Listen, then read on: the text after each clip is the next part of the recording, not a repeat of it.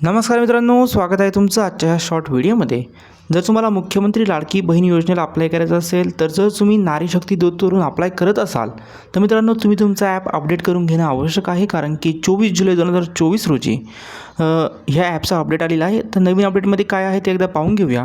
तर मित्रांनो, ही योजना जी आहे आता याच्यामध्ये SMS द्वारे तुमची पुष्टी करण्यात येईल.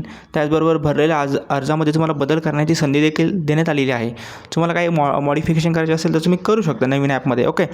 त्याचबरोबर ॲपमधील जे बग्स आहेत, EY रिलेटेड इश्यू आहेत ते फिक्स करण्यात आलेले आहेत.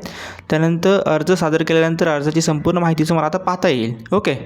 त्याचबरोबर सर्वेक्षण स्थितीबद्दलची माहिती दाखवली जाईल, म्हणजे तुमचं ॲप्लिकेशनचं स्टेटस जे आहे ते तुम्हाला त्याच्याबद्दलची माहिती मिळेल. त्याचबरोबर सर्वेक्षण स्थिती अपडेट सूचना मिळतील, म्हणजे नोटिफिकेशन वगैरे तुम्हाला आता येतील. ओके.